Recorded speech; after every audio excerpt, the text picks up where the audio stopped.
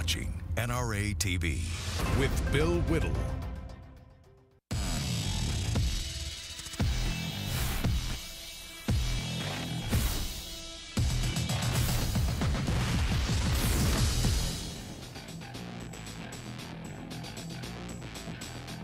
Hi, everybody. It's Bill Whittle broadcasting live from Los Angeles, California on the very first episode of our new show here on NRA TV called Bill Whittle's Hot Mic. I don't know what time Hot Mic is going to actually arrive, but until Hot Mic gets here, I'm Bill Whittle, your host, and just over the hill from me is Los Angeles, California.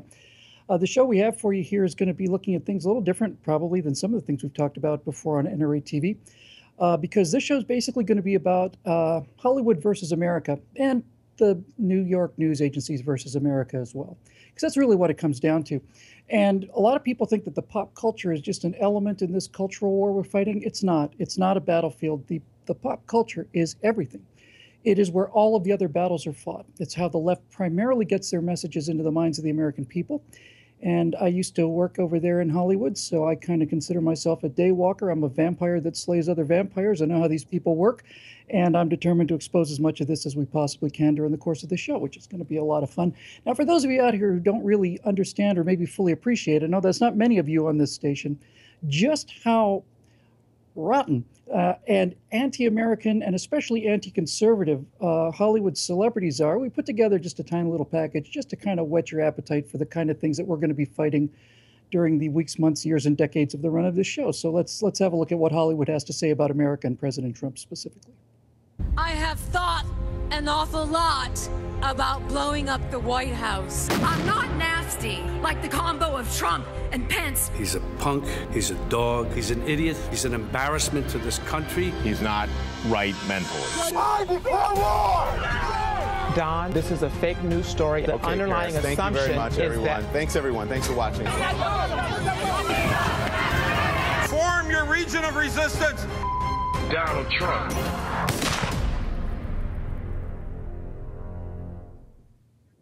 Charming people, aren't they? Just charming. These are the people that program our kids' minds and our grandkids' minds and our minds as well. It's been going on for a long time, and somebody needs to point it out. So we're not only going to be talking about Hollywood celebrities. In other words, we're not only going to be talking about stupid people who are trying to look smart. We're also going to spend some time on smart people while they end up looking stupid. For example, just after the recent terror attacks in London, I know that's a horrible thing to have to say here, but I mean the most recent ones. We had some evidence of a group of Muslims protesting in favor of diversity and tolerance. In other words, Muslims out in the street to protest against the Islamic killings in London. So here's the footage that I think is very, very interesting. If you look at this, you'll see that the number of Muslims out there to protest against this mass murder in London, I would not call that an excessive group of people. Not by any means, but here's what's interesting. If you look carefully, what you'll be able to see here is the CNN producers of this story herding people together. Now, why are they doing that? They're herding people together in order to make the shot look as focused as possible. They're trying to make this group of people look as big as they possibly can using the confines of the television frame. This is what we call fake news, because real news means just turning on the camera and seeing what we're seeing right now, which is essentially no counter-protest, no people in London standing up, no Muslims in London standing up against this outrage, but CNN is trying to make us believe that there is. So I know and you know that this goes on, but the big question is why? Why does this go on? Well, first question I have is, what if they gave a social engineering event and nobody came? You know, I mean, that's really the first thing we're doing. But the main thing to understand about the news media, and CNN specifically, is they're making us believe that there are more Muslims protesting this latest attack than there are, because they don't trust us. They don't trust us with the truth, and they don't trust us with the news. What do I mean by that?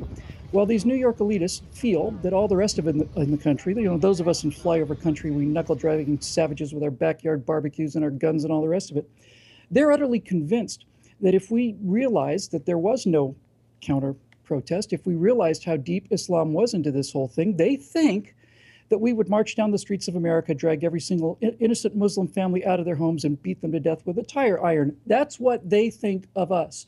So if you've ever wondered why they're constantly skewing the news and making things like this protest that wasn't a protest happen, it's because they don't trust us at all, not even a little bit. And this is something we're going to be pointing out during the run of the show. Now, speaking of CNN, a couple days ago, right after the terror attack, Donald Trump said this is why we need a travel ban. And a CNN host by the name of Rez Aslan decided to get on Twitter and talk about it. Now, here's what he wrote. He said, this piece of blank president is not just an embarrassment to America and staying on the presidency. He's an embarrassment to mankind. He also went on to say that his son was also a piece of the same stuff, just like his piece of the same stuff father. Now, this is coming from a host of CNN. As I say, his name is Rez Aslan. And Rez Aslan is CNN's resident zombie, basically. Now, I know you're probably thinking, resident zombie, that's rather a harsh thing to say about a guy, Bill, but it turns out that Rez has a show on CNN called Believers.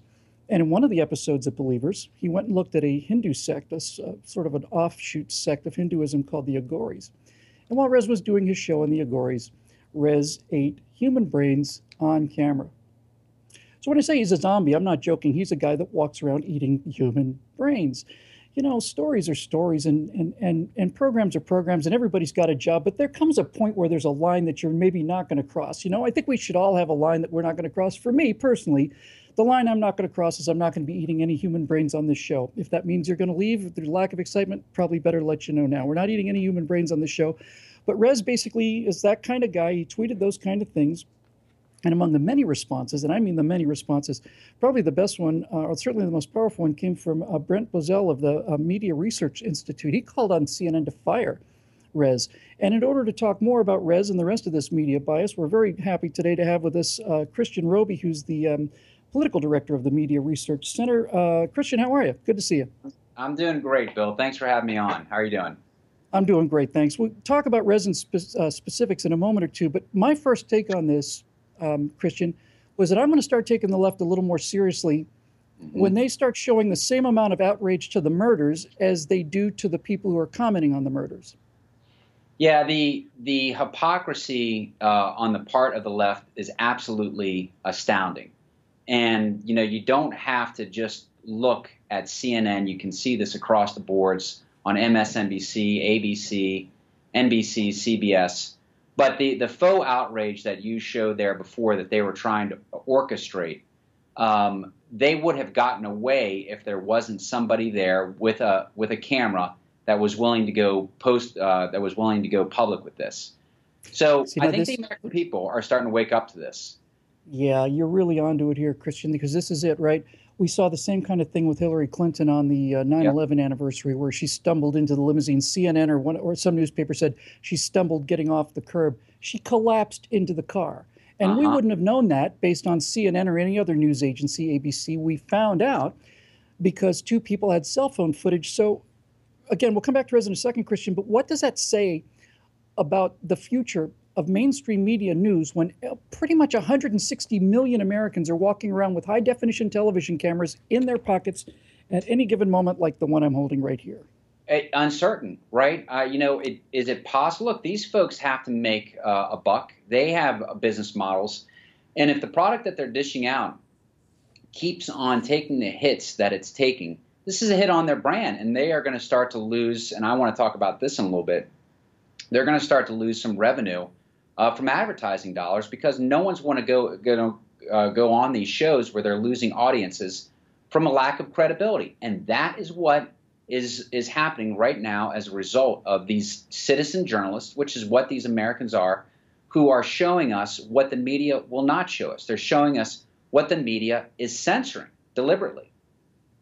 So back to Rez and his lovely tweet about the president, and he's an on-camera person for CNN. What was Rez's response to this call for being fired by the president of your organization, among many, many other people?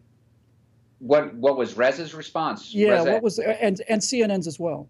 Yeah, so this is interesting. You got to unpack this a little bit. He said, "I lost my cool and I responded to him in a derogatory fashion. That's not like me."